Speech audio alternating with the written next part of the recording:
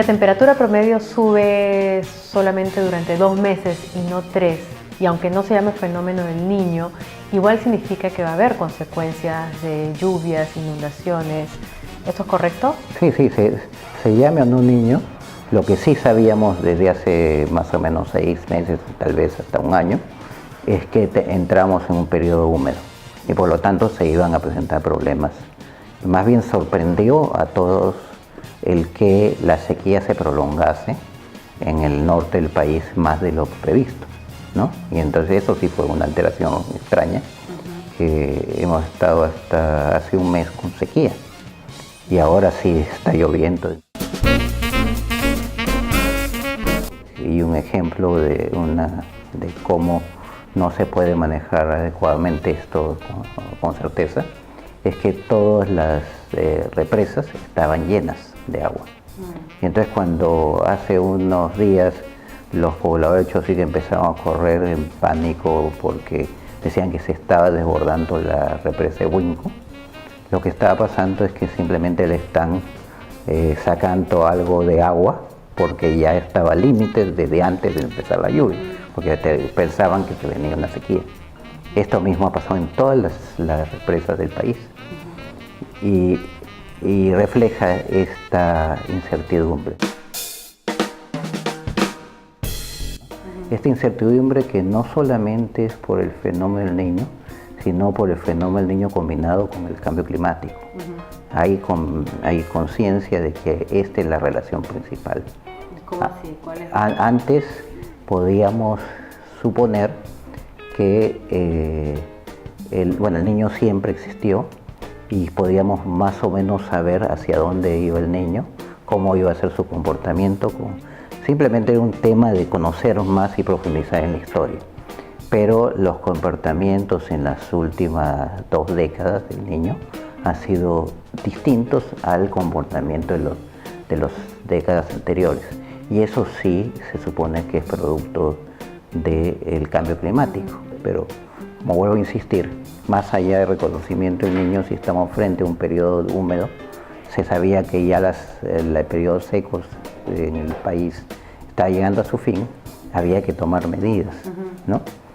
¿Por qué cree que no se han tomado? De alguna manera por ese conservadurismo, ese temor de que pueda ser identificado con el niño, y también por ¿Afectar la economía? Sí, pero por un lado, y de otro lado por una especie de inercia, ¿no? Si yo tengo años en donde hay una virtual sequía en el país, por lo menos en la costa norte y parte de la costa central, llueve menos, los caudales de los ríos son muy bajos y entonces muy poca gente, muy pocas autoridades están limpiando los cauces de los ríos. Entonces esto se va acumulando a través de los años secos y cuando ya empieza la crecida, una crecida relativamente menor puede causar más daño que en otras condiciones, ¿no? Porque no se ha limpiado el cauce suficientemente, no se ha hecho el tratamiento del cauce. Y esto ocurrió el año pasado, por ejemplo, ¿no? Hablamos del conservadurismo para no declarar un niño y sin embargo vemos las consecuencias. Entonces yo me pregunto si es más perverso ser conservador para no afectar económicamente a una población, o es más perverso pecar de conservador y dejar que muera gente que igual va a haber un impacto no solo económico, sino además humano, ¿no? Sí. No entiendo eso. Sí. Es como si la economía... Es que lo que importa a veces es más la economía que la vida de la gente. Y la economía, no ojalá fuera la economía de la gente, es la macroeconomía. Estamos en Japón la semana pasada en los bancos, sí, claro, la Asamblea de Naciones Unidas, el Banco Mundial, el BID presentan un análisis del impacto de los desastres y cuándo se podía ahorrar en prevención de desastres, ¿no? En reducción de desastres. Y entonces en el análisis de impacto los indicadores son macroeconómicos. Entonces nosotros le preguntamos: ¿y qué pasa con el impacto social? estamos valorando lo que esto significa, la muerte de personas, el hecho que afecte a los más pobres y no a las grandes empresas. Yo decía, bueno, esto no lo podemos contestar, nos falta investigar, estudiar, ¿no? Pero quienes imponen las políticas de reducción de riesgos vive el Banco Mundial. Claro. Entonces, ¿cómo podemos...? Los parámetros son los de la macro. Sí, claro, entonces hay que humanizar un poco la gestión de riesgo y no verla como un problema macroeconómico. ¿Y hasta cuándo se prevé que dure entonces? No hay una fecha cierta, pero se supone que por lo menos hasta mediados del mes de abril vamos a tener problemas.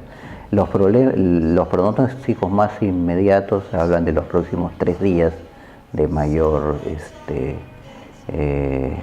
dificultades por las lluvias pero los pronósticos generalmente tienen esa limitación. Cuando más cercanos son más certeros. Entonces hoy día hacer un pronóstico de 2 semanas al tsunami es un poco más complicado. Sin embargo, el pronóstico de mañana, pasado, en los próximos 3 días sí es seguro. Bueno, hay varias dimensiones. Una que me parece importante tiene que ver no tanto con las tecnologías, sino con lo humano, con la comunidad. Chosica, en el año 1994, la primera Asamblea Mundial de Naciones Unidas sobre Gestión de Riesgo, que fue en Yokohama, fue reconocida como el ejemplo de la organización comunitaria para reducir los riesgos de desastres. O sea, a nivel mundial fue reconocido Chosica. Y entonces uno veía cuando se hacían obras de prevención o iniciativas de la misma población, las faenas, la organización, la participación de la gente. En segundo lugar, efectivamente existen una serie de tecnologías que pueden también contribuir fuertemente. Un tema son los sistemas de alerta temprana. En todo el mundo existen sistemas de alerta temprana, pero acá no hay nada. Nada en sistemas de monitoreo de alerta temprana. Lo único que existe es Enami, que si se desea tú puedes abrir su página y ver que si va a llover o no en tal sitio te da una alerta. Falta el sistema de alerta temprana, falta también mecanismos de preparación para la gente que debe organizarlos el gobierno local, donde la gente debe evacuar, en qué condiciones, ¿no? Cuáles son las zonas seguras y cuáles son las zonas que hay que evacuar rápidamente y cuáles son las vías adecuadas para la evacuación. Y eso se señaliza. Claro. Y esto no hay tampoco, se ha perdido muchísimo, ¿no?